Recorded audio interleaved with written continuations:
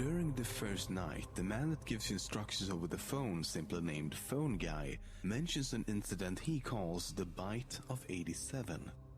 They used to be allowed to walk around during the day too, but then there was the Bite of 87. Yeah, it's amazing that the human body can live without the frontal lobe. In other words, it seems to be implied that one of the animatronics violently bit someone, most likely a customer. The victim survived, but the attack resulted in a partial loss of the victim's brain. Who this person was or what specific animatronic was involved is of course not known. However, a likely candidate could be Foxy. His jaw appears broken, which could be a result of the biting, and his sharp teeth and large mouth make him the most capable of causing serious damage. There are 4 main antagonists in the game: Freddy Fazbear, Bonnie the Bunny, Chica the Chicken, and Foxy the Pirate. Then there's a special character. He's been dubbed Golden Freddy by fans, but in the game files he's referred to as Yellow Bear. The only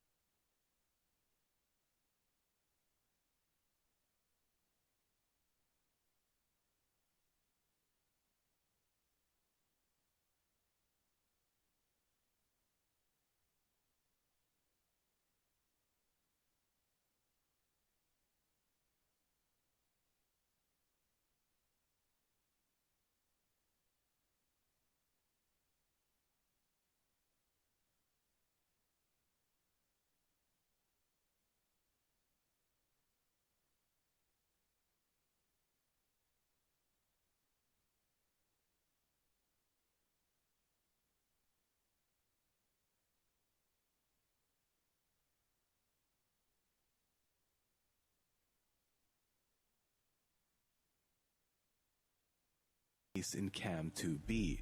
If the player then returns to the main room, Golden Freddy will be waiting. Soon after, he attacks and the game crashes. Unlike all the other animatronics in the game, Golden Freddy can get into the office no matter if the doors are closed or not. Equally strange is that the monitors in the room do not show any reflections of him being in front of them. This might suggest that Golden Freddy is simply some form of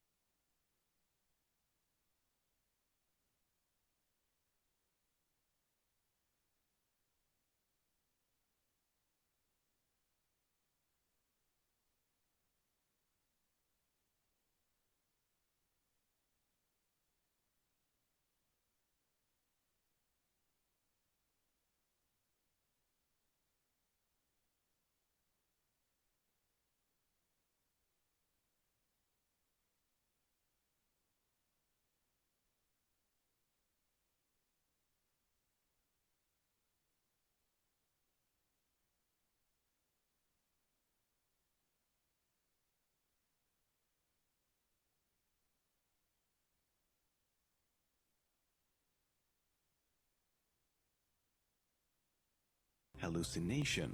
He will also appear if you enter 1987 during the custom night setup screen, 1987 being a reference to the Bite of 87 incident previously mentioned. When you start up the game and the Help Wanted ad is displayed, the text around the ad is just some random stuff written by the creator.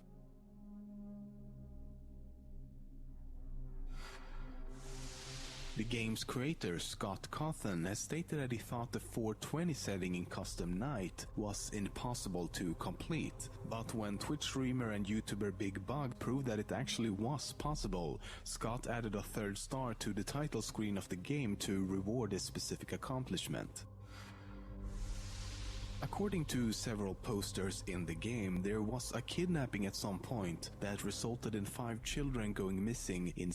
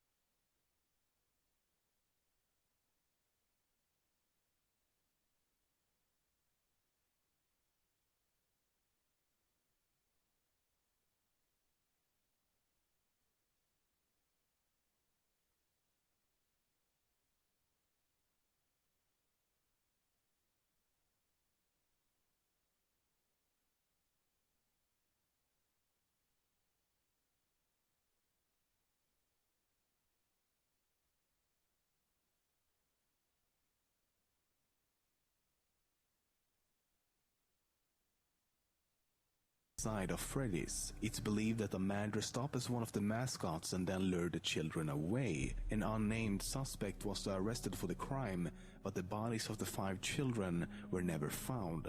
Given that the creator said that the animatronics are haunted, and the fact that blood had been found around their eyes by customers, and that all of them make different human-like noises, one could assume that the 5 animatronics are somehow possessed by the 5 missing children. In the trailer for the game, Bonnie is shown running down the hallway, but he was stripped of this ability in the final game, with Foxy taking his place. He is also shown to remove his face and thus revealing his endoskeleton, but this never actually happens in the final game. Instead of hearing Phone Guy at the beginning of Night 5, you get this.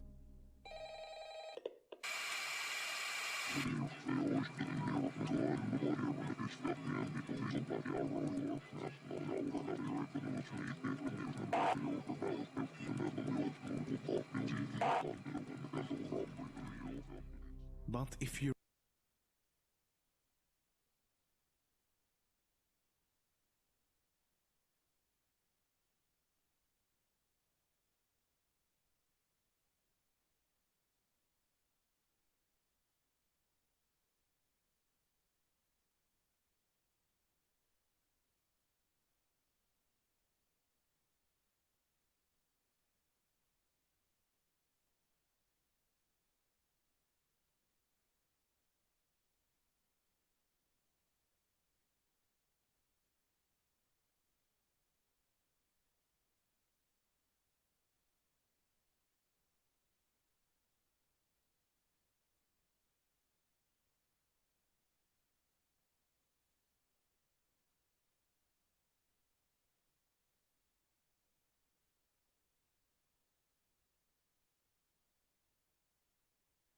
reverse the recording, it sounds like the voice is quoting the book Autobiography of a Yogi. It's a section where a scientist talks about his theories that animals, plants, and even metals share a similar life force. Agricultural development is stated by for you that your marvelous mechanism would not be easily possible to employ some of them in quick laboratory experiments to indicate the influence of various rely on time pro. You're right, apples you will be made by shooting the rate of the nose and bringing you the joy of freedom. Whenever you view the Golden Freddy poster, the laughter of a child can be heard. Freddy actually have the exact same laugh, only slowed down.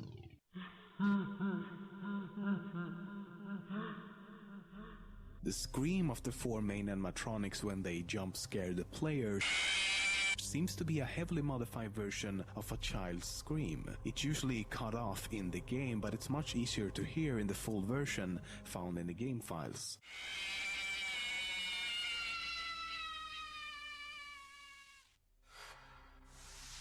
As with most games, a few things had to be cut from the final release. For example, the map was originally going to look like this. The camera icons would have been small circles that turns green when selected. This also allowed you to see which direction the cameras were facing. Some of the cameras also changed location during this stage of development. For example, the backstage camera was originally behind or beside the door. And in the beginning, the game was supposed to feature a life system. Scott has also mentioned that other animatronics were removed from the game, but that they will instead be in the sequel coming out sometime next year. Before Scott created Five Nights at Freddy's, he worked on several other more family-friendly games. But these games were unfortunately torn apart by some prominent reviewers by saying that the characters in the games look like animatronic animals. He says that he was at first heartbroken by this and were even ready to quit the game industry altogether. But then one night he realized that he could take what these reviewers had said and use it to his own advantage. Thus, Five Nights at Freddy's came to life.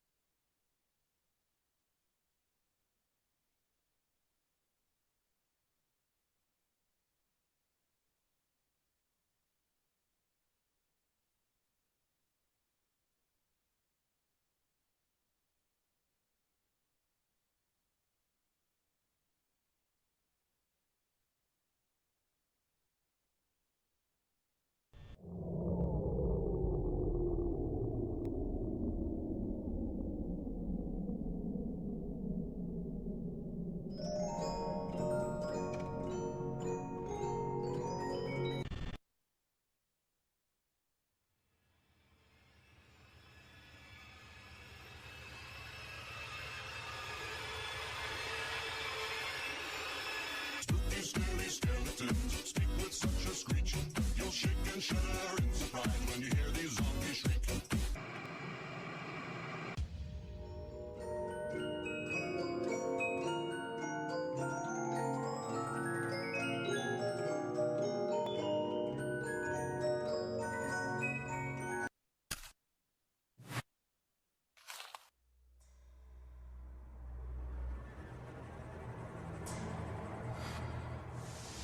Even though promotional posters for the game introduced Five Nights at Freddy's 2 as a grand reopening, it's all but confirmed to be a prequel. The most compelling evidence for this is that upon completion of Night 5, you receive a paycheck which reveals that the game takes place in 1987. And if you remember, in the first game, Phone Guy mentions an incident that happened sometime in 1987 that he simply calls the Bite of 87.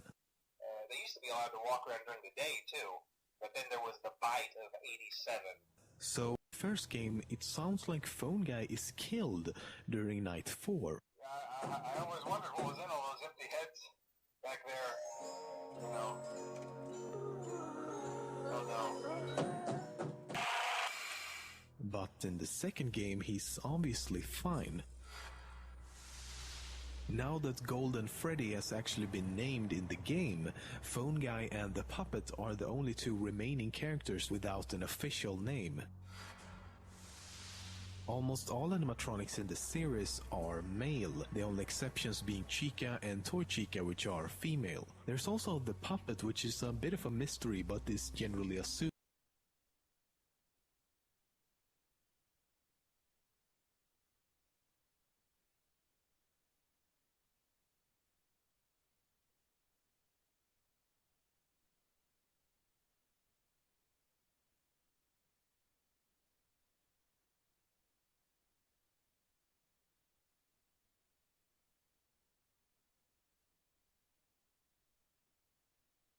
to be male.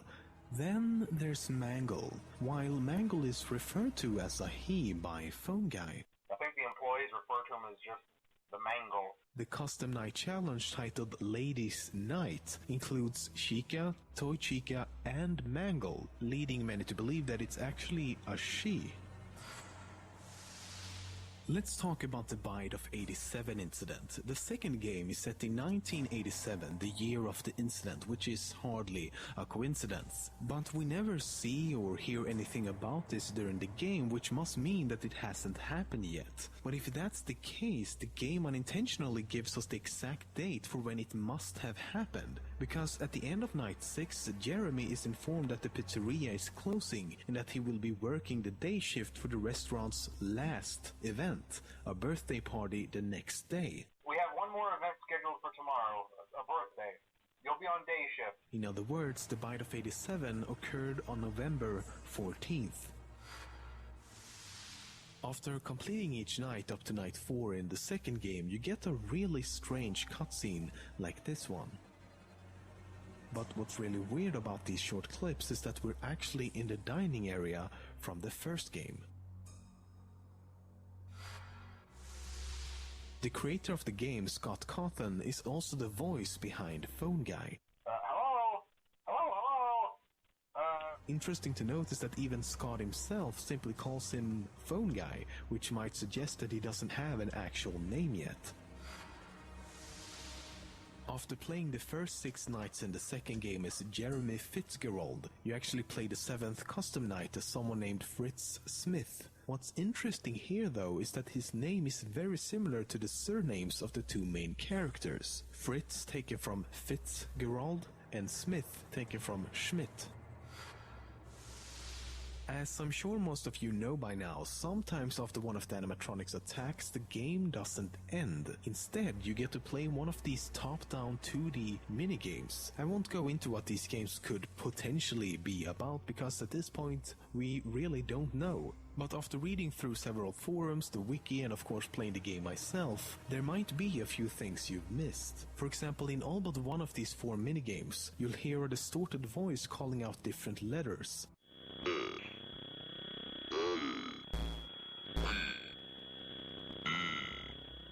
They each spell out save them, help them, and save him.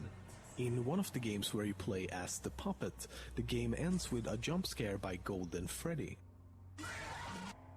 Let's play that again. You probably still can't see it, but there's actually a 5th child right there. For one single frame before Golden Freddy appears, a 5th child can be seen. But another thing is happening at the same time. The score in the upper left corner changes to a seemingly random number every single time you play this minigame. Then there's also of course this guy. He's been dubbed the Purple Man for now, and he doesn't seem to resemble any of the animatronics. He even arrives in a car in one game and thus is most likely human. He always appears in 2 of the minigames, and in a 3rd he actually kills you before crashing the game. There's also an Easter egg in the second game, similar to the Golden Freddy Easter egg in the first game. This time it seems to happen at random, but will also crash the game. It looks almost exactly like Toy Bunny, except for the fact that this animatronic is completely black with white teeth and eyes, and appear to be some sort of shadow or hallucination, given how it just slowly fades away.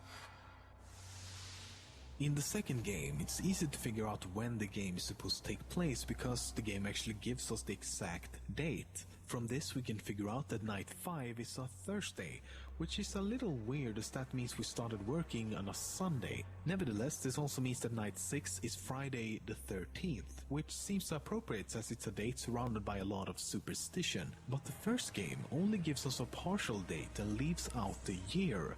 But you'll notice that the dates between the 2 games follow the exact same pattern. Night 6 in the first game is also November 13th. Now, we could assume that this is also a Friday for 2 reasons.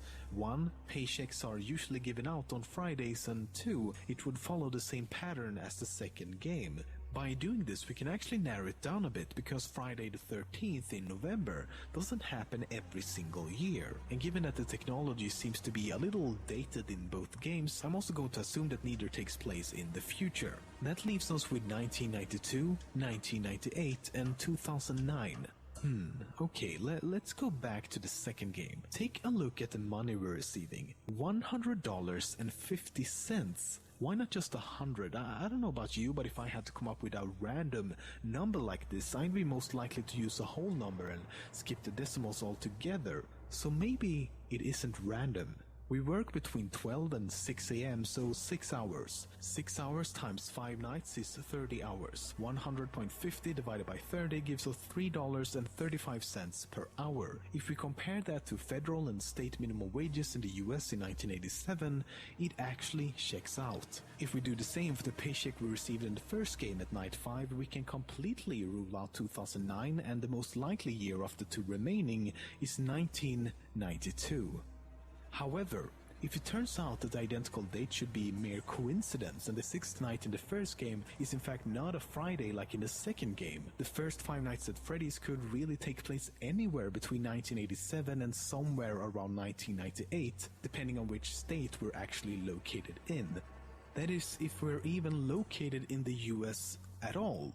Take a listen to this. Hello and welcome to your new summer job at the new and improved Freddy Fazbear's Pizza. Did he just say, hello and welcome to your new summer job, to your new summer job, to your new summer job? As far as I know, it's not considered to be summer in November, unless you live in the southern hemisphere where summer actually starts in December and all of a sudden, welcome to your new summer job, would make a lot of sense. But instead nothing else would. Why is Phone Guy speaking with an American accent? Why are we dealing with dollars? Why is everything in English? I could go on like this for a while. So, conclusion? With the evidence we've found so far, both games most likely takes place in the US, and the first game most likely takes place around 1992, and the second game certainly takes place in 1987. But there's still some conflicting evidence, so for the time being, we don't really know shit.